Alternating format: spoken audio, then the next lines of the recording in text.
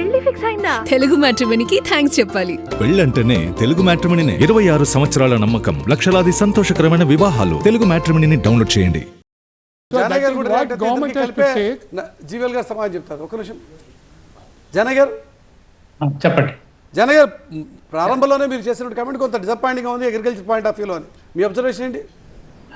Agriculture ఏదైతే ముఖ్యంగా భారత రైతాంగం ఏదైతే ఎక్స్పెక్ట్ చేశారో, ముఖ్యంగా ఈ ప్రైమ్ మినిస్టర్ కిసాన్ సమ్మాన్ యోజన కింద ఇచ్చే 6,000ని 2018లో ఇచ్చారు.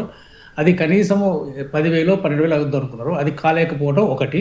రెండవది, ఒక చిన్న క్లారిఫికేషన్ ఇస్తాను మురళి గారు. ఇంతకుముందు తులసిరెడ్డి గారు, జీవీఎల్ గారు అన్నట్టుగా, ఒక దేశము ఒక economic status just only gross GDP మీద ఆధారపడదండి. That is only indicator. I'm an economist.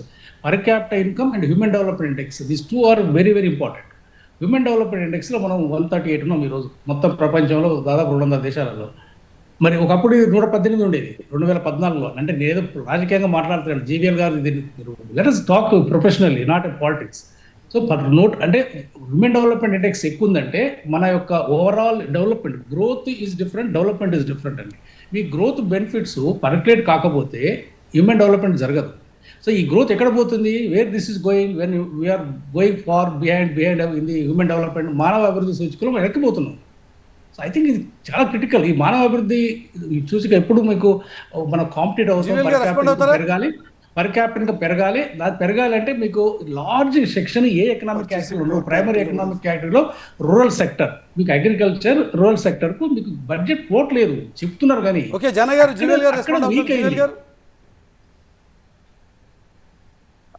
మనం కొన్ని అబ్జర్వేషన్స్ పాపులర్గా ప్రజల్లోకి తీసుకువెళ్ళటానికి చేస్తాం, కొన్ని వాస్తవాల ఆధారంగా చేయాలి.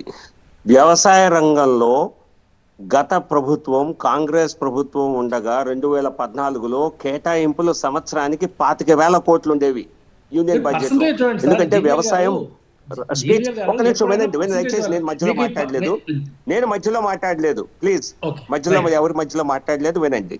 సో 25,000 కోట్లు ఉండేటువంటి కేంద్ర బడ్జెట్ లో వ్యవసాయ కేటాయింపులు ఈరోజు 137,000 కోట్ల కేటాయింపులు ఈరోజు చేయటం జరిగింది.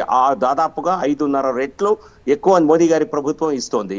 దానిలో ప్రధానమంత్రి కిసాన్ సమ్మాన్ నిధి మోదీ గారి ప్రభుత్వం వచ్చాక పెట్టిన పథకం తప్పితే గతంలో లేదు.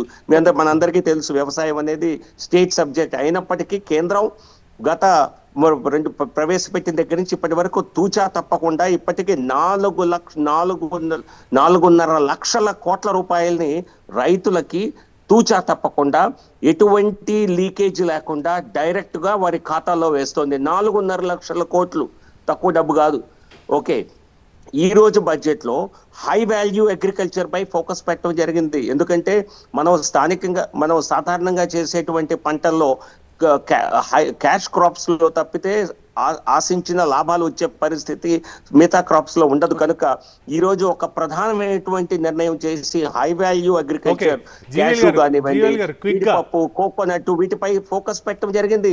సో ఒక రకమైనటువంటి వ్యవసాయ రంగంలోనే ఒక మార్పు తీసుకురావాలి, తద్వారా రైతుల ఆదాయాన్ని పెంచాలి, దానిలో కూడా స్మాల్ మార్జినల్ ఫార్మర్స్ యొక్క ప్రాధాన్యత పెంచాలి అన్న లక్ష్యంగా మోదీ గారి ప్రభుత్వం పనిచేస్తోంది. సో కాబట్టి వ్యవసాయ రంగాన్ని కేటాయింపులు తక్కువ ఇచ్చారు అంటే కాంగ్రెస్ వారు చేసే ముందు కాంగ్రెస్ నాయకులు కూడా ఈ అబ్జర్వేషన్ చేశారు. ఇక్కడ గతంలో ఏం జరిగిందో చూడండి. 5-6